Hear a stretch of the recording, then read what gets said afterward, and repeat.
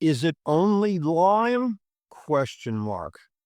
No, Bartonella is found in a number of studies to be about 20% in advanced European countries, or even a higher percentage. And that also includes Rio de Janeiro, when blood donors, and you don't go donate blood if you feel sick, were approximately 20% of those donors.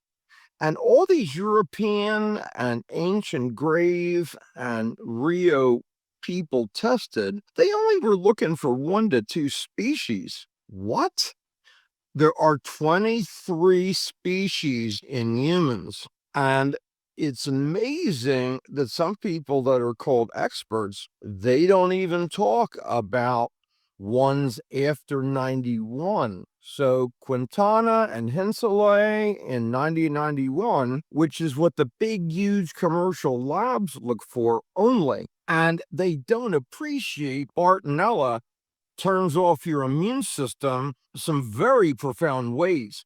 Hey, gang, in 60s, 70s, and 80s, our medicine was not garbage, and we weren't missing many bacteria.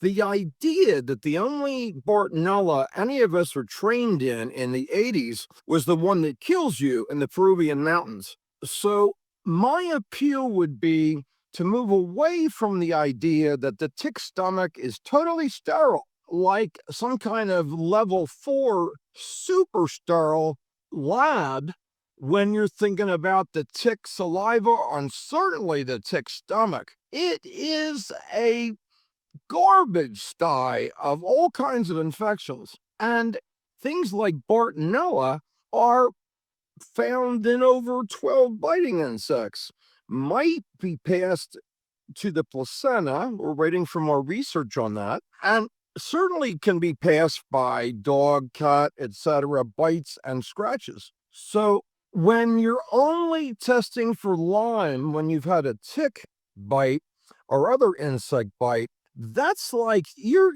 like in the 80s. You're not current.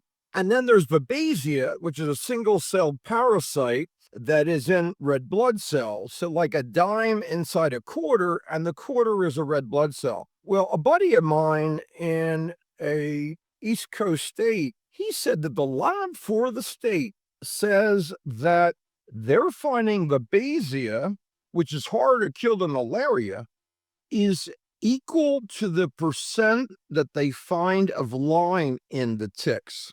So my appeal would be ticks have incredible numbers of infections in their gut, and that there are more infections like Bartonella that are much more common. And Babesia, we don't really know the frequency, but if you have it, you're going to have every possible symptom of a parasite infection in your blood cells. So these are some things to think about. All right, take care. See you later, my possums. Bye-bye.